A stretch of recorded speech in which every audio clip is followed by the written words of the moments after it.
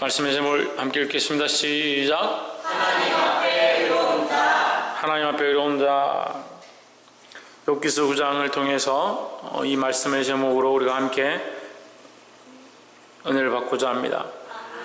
하나님 앞에 의로운 자. 하나님 앞에 의로운 자가 있느냐? 하나님 앞에서 의로운 자는 아무도 없다라는 거죠. 그럼 욥은 의롭느냐, 의롭지 않느냐? 그의 삶으로 봤을 때는 하나님 앞에 의로운 게 맞습니다. 하지만 그 자신을 하나님 앞에 세웠을 때 그가 스스로 나는 의롭다라고 말할 수 있느냐? 그럴 수 없다는 거죠. 왜? 하나님 앞에서는 우리가 하나님의 그 성결하심과 그 의로우심만큼 우리의 삶이 온전치 않기 때문에 우리가 온전하고자 하고 정결하고자 하고 바르게 산다라고 몸부림친다 할지라도 하나님 앞에서 내가 하나님보다 의롭다, 하나님만큼 의롭다라고 함부로 말할 수 없다라는 거죠. 그래서 오늘 욥이 이 9장을 통해서 빌닷이 말하는 것과 그 친구들이 말하는 것을 갑자기 이름이 기억이 안 나요. 소발하고 빌닷하고 한 명이 누굽니까? 예? 예, 엘리바스. 예, 저만 기억이 안 나는 게 아니네. 엘리바스와 빌닷이 얘기했는데 공통점이 뭐냐? 인과응보에 대해서 얘기한다. 너의 잘못으로 네가 지금 이 고난을 당하고 있는 것이다. 너의 범죄함으로 이 고난이 너에게 닥친 것이다. 라는 거죠. 그래서 욥은 나는 그렇지 않다라는 말을 계속 하고 싶은데 빌닷이 뭐라고 하냐면 하나님 앞에서 의로운 자가 어디 있느냐? 하나님 앞에서 감히 고개를 들 수 있는 사람이 어디 있느냐? 이 말을 하니까 이제 욥이 9장을 통해서 대답을 하는 겁니다. 9장 2절에 내가 진실로 그 일이 그런 줄을 알거니와 인생이 어찌 하나님 앞에 의로우랴. 이 그 일이란 무엇이냐? 하나님 앞에서 있는 일이다. 하나님 앞에서 있는 모든 것은 하나님 앞에서 감히 어렵다라고 할 수 없다. 그리고 인생은 어디 앞에서? 하나님 앞에서 의롭지 않다라는 거죠. 3절에 사람이 하나님과 정변하려 할지라도 첫마디에 한마디도 대답하지 못하리라. 4절 하나님은 마음이 지혜로우시고 힘이 강하시니 스스로 강팍히 하여 그를 거역하고 형통한 자가 누구이랴 했습니다. 결국 인생은 하나님 앞에서 하나님보다 어려울 수가 없다라는 거죠. 그래서 좀 더 구체적으로 얘기하면 완전하신 분은 하나님밖에 없다라는 거죠. 그래서 완전하신 분도 하나님밖에 없고 거룩하신 분도 하나님밖에 없으니까 우리는 하나님이 아니니까 거룩할 수도 없고 완전할 수도 없으니까 깨끗하게 살지 말자 그렇게 얘기하는 게 아니에요. 그래서 자꾸 그렇게 생각하는 거죠. 완전하든지 깨끗하든지 그렇지 않으면 다 죄인이니까 그냥 더럽게 살든지 그런 기준이 아니라는 거예요. 우리가 온전치 않지만 하나님의 말씀을 따라 하나님의 뜻을 따라 점점 더 거룩해지려고 몸부림친다라는 거죠. 그럼 그렇게 지려고 몸부림치는 사람이나 그냥 거룩하게 살지 않는 사람이나 다 죄인인데 왜 굳이 거룩하려고 거룩해지려고 몸부림치느냐? 이 원리를 알아야 되는 거예요. 사람이 하나님께 변론하기를 좋아할지라도 첫마디에 한마디도 대답하지 못하리라. 그럼 우리는 하나님처럼 지혜롭지도 하나님처럼 강하지도 하나님처럼 거룩하지도 않다라는 거죠. 그럼 하나님 앞에 다 죄인이니까 다 죽어야 되고 가능성이 없느냐 이렇게 되는 거죠. 그런데 우리에게 뭐가 있습니까? 가능성이 있습니다. 우리에게 가능성이 있기 때문에 우리는 무엇을 보아야 합니까? 아멘 했잖아요. 가능성이 있다면서. 그럼 뭘 보아야 됩니까? 예? 하나님 나라를 보아야 됩니까? 가능성이 있다면서 뭘 보아야 됩니까? 자, 하나님은 의로우시고 우리는 의롭지 못하다는 거죠. 그럼 끝이잖아요. 하나님은 의롭고 나는 의롭지 못하니까 뭐가 있어요? 방법이 없잖아요. 하나님은 의롭고 나는 의롭지 못하니까 뭐가 필요합니까? 예수 그리스도 필요한 거죠. 왜 예수 그리스도 필요하냐? 하나님과 동등된 하나님이죠. 하나님과 동등된 하나님이 그건 누구냐? 예수 그리스도입니다. 그래서 하나님과 동등된 자리에 있는 그분의 형상을 우리가 입는 거죠. 입는 거. 그래서 우리가 하나님 앞에 나아갈 때 예수 그리스도로 옷 입고 우리는 하나님과 같을 수 없고 하나님의 자리에 나아갈 수도 없고 감히 하나님 앞에 고개를 들 수 없고 하나님과 감히 변론할 수 없다. 천마디 말로 해도 하나님 앞에 한마디 말에 이길 수 없다. 우리의 마음에 지혜가 없고 힘이 없고 감히 하나님 앞에 설 수가 없다. 그러니까 가능성이 없다는 거죠. 철저하게 우리가 가져야 될 생각이 뭐냐? 우리로서는, 나로서는 가능성이 0.1%도 0.00001%도 조금만큼도 가능성이 없다라는 것을 알아야 되는 거예요. 그렇기 때문에 누가 필요하다? 예수 그리스도가 필요하다. 하나님 앞에 설 수 있는 자는 하나님과 같은 형상을 입어야 하는데 우리는 안 되는 거죠. 그리고 그리스도로 옷 입는 거야. 그리스도로 옷 입었다면 나는 죽고 그리스도가 살아야 그리스도로 옷 입은 게 되죠. 자기가 그대로 살아있고 그리스도로 옷 입었다. 그건 거짓말인 거야. 볼 수 있기를 소망합니다. 아이들이 예배 시간에, 그리고 또 어른들도 예배 시간에 자꾸 핸드폰을 울리고 이렇게 하니까 제가 울산 범서에 가니까 주강교회라는 데 있는데 이 바구니를 하나 갖다 놨어요. 바구니를. 그래서 무슨 바구니냐? 핸드폰 바구니. 예배 시간에 핸드폰을 그 통에다 담아놓고 예배 마치고 나면 핸드폰을 다시 찾아가는 거예요. 핸드폰 올려놔. 핸드폰을 담아놓고 나갈 때 핸드폰을 다시 찾아가는 거예요. 왜 그렇게 하겠습니까? 왜 그렇게 하겠어요? 예배에 집중하라는 거예요. 예배 가운데 하나님께 집중하라는 거예요. 다른 생각하지 말고, 다른 생각들 가지고 다른 것에 집중하지 말고 하나님에 집중하라는 거예요. 우리는 우리 자신으로 하나님 앞에 나아갈 수 없는 존재인 줄 철저하게 고백해야 되는 거예요. 그런데요, 사람들이 그렇지 않아요. 실제로 나는 하나님 아니면 살 수 없구나, 하나님 아니면 내가 하나님 앞에 감히 나아갈 수 없구나, 그리스도 아니면 가능성이 없구나, 이렇게 생각해야 되는데 그렇게 생각 안 해요. 자기가 좀 했다 생각하거든요. 자기가 좀 그래도 지금까지 내가 신앙생활 했지 않냐, 내가 11주 했지 않냐, 예배 드렸지 않냐, 말씀 들었지 않냐, 목사님 시키는 대로 했지 않냐, 그게 우리의 의가 아니에요. 그러니까 인생이요, 교만한 사람들이 어떠냐면 하나님 앞에 내가 이만큼 했기 때문에 나는 의롭다라고 생각하는 거죠. 나는 하나님 앞에 그래도 이만큼 했다, 나는 그래도 이만큼 신앙생활 했다, 그렇게 생각하는 거예요. 자기가 한계 있고 자기가 뭔가 했다라고 자꾸 이루어가고 자기가 뭔가 완성했다, 내가 이만큼 한 것이다 라고 생각하니까 뭐가 자꾸 없어집니까? 그리스도의 능력이 사라져가는 거예요. 사라져가는 거예요. 여러분, 이게 심각한 거예요. 그리스도의 능력이 사라진 교회, 그리스도의 능력이 사라진 성도, 그리스도의 능력이 없는 모임, 그게 죽은 모임인 줄 모르는 거예요. 그래서 뭐가 어렵냐? 인간들이 어려운 거예요. 인간들이. 내가 이만큼 했다, 내가 직분자로서 이만큼 했다, 내가 교회에서 이만큼 맡아서 이만큼 했다. 이거 어떻게 생각합니까? 나는 이만큼 했는데 자는 이렇게 못하는구나, 무시하는 거죠. 교회에서도 서열이 생기고 계급이 생기고 충성된 자와 충성되지 않은 자와, 자기들이 다 중에서 짜가지고 하나님 앞에서 우리가 다 죄인인 줄 알아야 돼요. 그러니까요, 교회 가난한 사람이 오고 좀 냄새 나는 사람이 오고 좀 부족한 사람이 와도 다 사랑하고, 좀 외롭고 힘들어하는 사람이 와도 사랑하고 다 포용하고 아래 위가 없어야 되는데, 좋은 옷 입고 교회 충성하고 열심히 하고 말 잘 듣는 사람은 이렇고, 그렇지 않고 처음 왔고 냄새 좀 나고 지저분하면 가까이 가지 않고, 누가 그럴 줄 아나요? 누가 그걸 만들었냐고요. 자기가 죄인이라는 의식이 없는 거예요. 내가 가능성이 없는 죽을 수밖에 없는이 아니라 이미 죄와 허물로 이미 죽었던 누가? 몇 명만? 우리 모두가 죄와 허물로 죽었던 죽었던 우리를 하나님께서 그리스도의 은혜로 예수 그리스도로 말미암아 우리를 살리셨다는 거예요. 살리셨다는 거죠. 그 살리신 걸 왜 잊어버린 살리신 걸?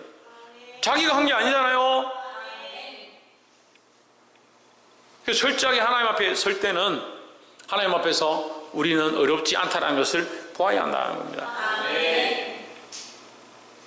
그리고 욥은 이 우리가 첫 번째 나누고 싶으면서 욥은 자기가 죄인인 줄 알았다라는 거죠. 그래서 우리는 다 하나님 앞에 죄인이다. 옆에서 한번 보십시오. 우리는 하나님 앞에 다 죄인입니다.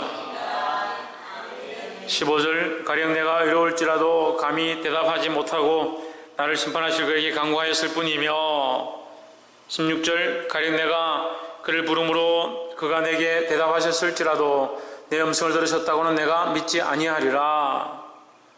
17절 그가 폭풍으로 나를 꺾으시고 까닭없이 내 상처를 많게 하시며 했습니다. 자, 15절 16절을 다시 봅시다. 15절과 16절에 15절 16절을 보면요, 15절에 가령 내가 어려울지라도 감히 대답하지 못하고 나를 심판하실 그에게 간구했을 뿐이며 라고 얘기합니다. 내가 어려울지라도 이 말은 무슨 말이냐면 내가 죄를 지은 것이 없다 하더라도 내가 나쁜 짓을 하지 않았다 할지라도 근데 이게 욥의 모습이죠. 욥은 어렵고 정직하고 순전하여 이러한 자가 없었다, 이렇게 죄에서 떠난 자가 없었다라고 할 만큼 하나님이 인정하시는 사람이었어요. 욥은 자기 스스로 죽을 만한 죄를 지은 상태가 아니고 나름대로 하나님 앞에 말씀대로 살고 나름대로 주님이 원하시는 대로 살려고 몸부림치고 자식들을 정결하게 하려고 번제를 드리고 절기를 지키는 이 삶을 살았던 거죠. 그렇다 할지라도 대답하지 못하겠고 했습니다. 그러니까 욥에게는 철저하게 뭐가 있었습니까? 하나님 앞에서 겸손함이 있었다는 거죠. 우리는 뭐가 안 됩니까? 자기가 죄인이라는 것도 잘 안 되고요, 자기가 죄인이라는 걸 인식하는 것도 잘 안 되고, 그거 고백하는 것도 잘 안 돼요. 내가 죄인이다. 참 이거 안 되는 사람 많대요. 내가 죄인이다, 내 잘못이다, 내 때문에 그렇다. 이거 안 되는 사람 많더라고. 저는 이해 안 되는 사람 중에요, 안 되는 사람들 중에 제일 이게 이해가 안 돼요. 왜 자기가 죄인인 줄 거기 고백이 잘 안 돼요? 저 눈만 감으면 죄인인 게 보이는데. 그 제가 이해가 안 되는 것 같아요. 제가 너무 죄인이라서 다른 사람이 죄인이 아닌 줄 아는 게 이해가 안 되는 거예요. 죄인인 줄 모르니까 예배도 늦게 오지요. 죄인인 줄 모르니까 하나님 앞에 드려야 될 것도 제대로 드리지 않죠. 죄인인 줄 모르니까 회개할 것도 없지요. 죄인인 줄 모르니까 하나님 앞에 충성하지도 않죠. 죄인인 줄 모르니까 주를 위해 살기를 힘쓰지 않죠. 죄인이 아닌데 뭐 할 게 있습니까? 뭐하러 교회 나옵니까? 죄인인 줄. 죄인이 아닌데 뭐하러 교회 나와요? 아, 교회 다니면서 죄인인 줄 조금씩 알아가려고요? 그래서 교회 나옵니까? 참 큰일입니다, 큰일. 특히 주위에서 착하다고, 이 사람은 법 없이도 살 사람이야, 이 사람 어렸을 때부터 정말 착해서 라고 하는 사람들은 특별히 조심해야 돼요. 자기 착한 줄 알아요, 착한 줄. 자기만큼 법 없이 살 사람이 어디 있냐? 그러니까 하나님 앞에 자기가 어려운 줄 아는 거죠. 자기의 행위가 어렵고 죄 없이 살고 말씀대로 살고 말씀대로 살려고 몸부림쳐 왔다 하더라도 하나님 앞에서는 자기가 어렵지 않음을 알아야 되는 거죠. 그래서 뭐가 필요하다? 겸손함이 필요하다라는 거죠. 자기가 죄인인 줄 알고 두 번째 뭐라고요? 겸손한 줄 알아야지.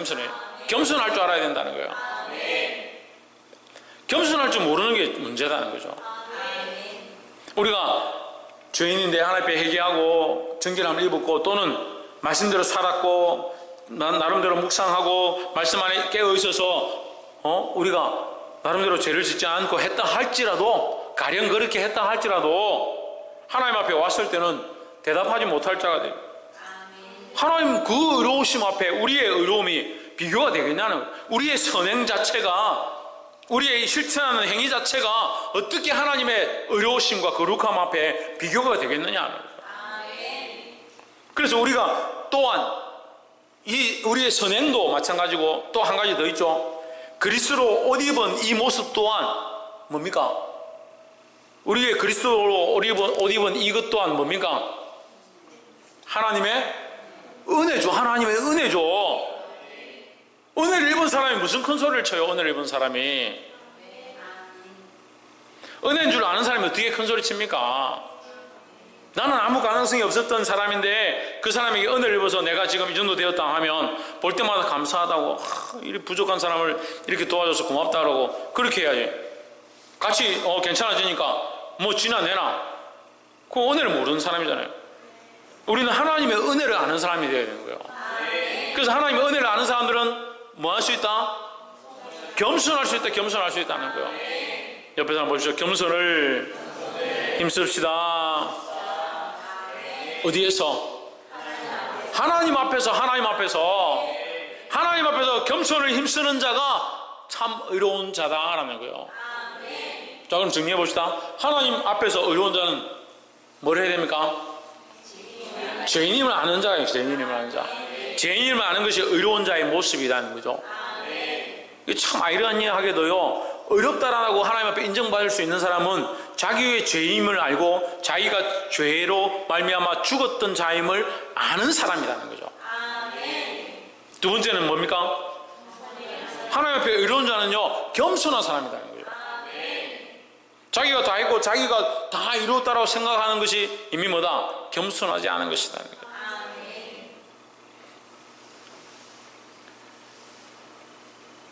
20절에 가령 내가 어려울지라도 내 입이 나를 정죄하리니 가령 내가 순전할지라도 나의 패기함을 증거하리라 했습니다.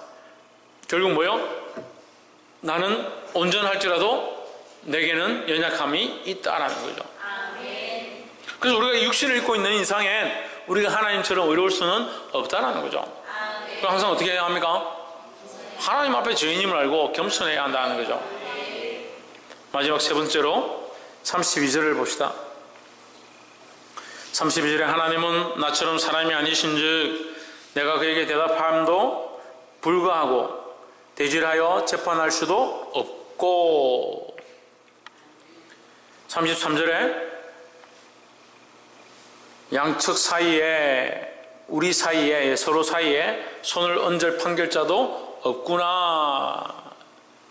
34절에 주께서 그의 막대기를 내게서 떠나게 하시고 그의 위엄이 나를 두렵게 하지 아니하시기를 원하노라 했습니다. 막대기라는 것은 지금 고난당하는 것을 말하는 거예요. 지금 내가 맞고 있다, 고난당하고 있다라는 것을 생각하고 있는 거죠. 그것을 하나님께서 빨리 피하게 하시면 좋겠다 이렇게 생각하는 거죠. 근데 33절에 보면 좀 독특한 문장이 있습니다. 우리 사이에 손을 얹을 판결자도 없구나 이렇게 얘기하는 거예요. 32절 다시 보세요.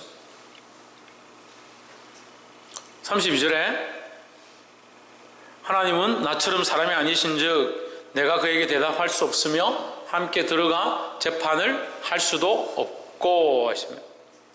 그러니까 나처럼 하나님은 사람이 아니시니까 하나님과 대면하려면, 하나님과 얘기하려면, 하나님과 재판하려면 누가 필요하다? 중보자가 필요하다. 중보자가. 33절 다시 보세요. 재판할 수 없으므로 나와 하나님과의 사이에 재판할 수도 판결할 수도 이 문제를 왜 내게 이렇게 하셨습니까? 왜 이 고통을 내게 주십니까? 내가 말할 수 없으므로 누가 필요하다? 우리 사이에 손을 얹을 판결자가 필요하다는 거죠. 이게 없다는 것은 없다라는 것으로 끝나는 게 아니라 여기에 무슨 의미가 있냐면 판결자가 있으면 좋겠다 이것을 암시하는 거죠. 그래서 하나님과 나 사이에 판결자가 있기를 소망한다. 하나님과 나 사이에 판결자가 있기를 원한다. 그래서 이 욥의 사상 속에는요 중보자에 대한 이 생각들이 숨어 있는 거예요. 그래서 욥이 처음에 1장에서 그 자녀들의 범죄함을 위하여 혹시나 그들이 실수하여 그들이 모였을 때 즐겨 마시고 놀 때에 하나님 앞에 범죄했을까 해서 그들을 위하여 뭐합니까? 제사를 드리죠. 제사를 번제를 드리죠. 이 번제가 어떤 모양입니까? 이 자녀들과 하나님 사이에 중재자로 이 번제 제물이 들어지는 거죠. 우리가 하나님과 우리 사이에 우리가 감히 하나님 앞에 나아갈 수도 없고 하나님 앞에 간구할 수도 없는데 우리가 누구의 이름으로 기도합니까? 예수 그리스도의 이름으로 기도하는 겁니다. 하나님과 우리 사이에 우리가 가까이 갈 수 없는데, 죄인이라서 우리가 하나님을 부를 수도 없는데 누구의 이름을 통하여? 예수 그리스도의 이름, 그 중보자를 통하여, 우리를 위하시는 그 중보자를 통하여 우리가 하나님 앞에 기도하고 간구할 수 있다는 거죠. 이 욥의 이 신앙 속에서 예수 그리스도에 대한 갈망을 바라보는 겁니다. 하나님 앞에 의로운 자는 스스로가 잘 행하는 자, 스스로 겸손한 자, 스스로 죄인인 줄 아는 자, 이것으로 끝나는 게 아니라 누가 있어야 하는가? 예수 그리스도를 바라보는 자다라는 거예요. 예수 그리스도를 의지하는 자가 참 의로운 자다라는 거죠. 그러니까 우리의 공로가 있는 것이 아니라, 우리의 힘이 있는 것이 아니고, 우리의 재능으로 되는 것이 아니고, 우리가 하나님 앞에 말씀을 따라서 살아가고 몸부림치지만 결국 우리는 죄인인 줄 알아야 하고, 하나님께서 우리를 좀 거룩하게 하시고 좀 정결하게 하시고 우리를 그렇게 인도한다 하더라도 우리는 항상 하나님 앞에서 겸손해야 하고, 특별히 기억해야 되는 것은 우리가 예수 그리스도의 그 이름이 아니면 하나님 앞에 나아갈 수 없다는 이 생각들을 잊어버리면 안 된다는 거예요. 그 그리스도로 말미암아 우리가 하나님 앞에 나아갈 수 있다는 이 사실을 늘 기억하기를 주의 이름으로 축복합니다. 말씀을 맺겠습니다. 오늘 말씀의 제목이 뭐죠? 하나님 앞에 의로운 자다. 하나님 앞에 의로운 자라는 이 결론은 뭐냐? 하나님 앞에 우리는 어려울 수가 없다라는 거죠.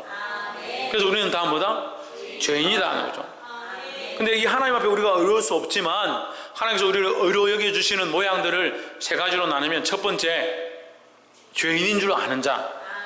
죄인인 줄 알고 나로서는 가능성이 없다, 나는 아무것도 할 수 없다라는 것을 고백하는 자, 죄인인 줄 아는 자가 하나님 앞에 어렵게 여김을 받을 수 있다는 거예요. 두 번째는 그 하나님 앞에서 특별히 겸손한 사람. 죄인인 줄 알고 내가 선한 일을 했다 하더라도 하나님 앞에서 나는 아무것도 아니구나, 나의 선함이 아무것도 아니구나, 나의 공로가 아무것도 아니구나, 내가 한 것들이 아무것도 아니고 내 인생이 아무것도 아니구나, 자기 일을 겸손히 낮출 수 있는 사람. 할렐루야. 그렇게 하는 사람이 세 번째로 뭘 할 수 있냐? 예수 그리스도로 옷 입어서 예수 그리스도를 의지할 수 있다는 거죠. 자기의 의로움이 드러나고 자기가 죄인인 줄 모르는 것은 결국 최하윤,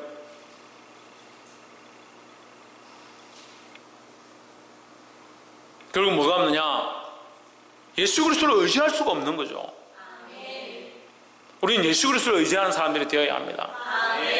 이 예수 그리스도의 이름을 의지해서 하나님 앞에 담대히 나아갈 수 있는 의로운 자들이 되기를 주의 이름으로 축복합니다. 다시 말씀드립니다. 우리가 의로운 것이 아니라 예수 그리스도를 의지할 때에 의로운 자가 되는 거예요.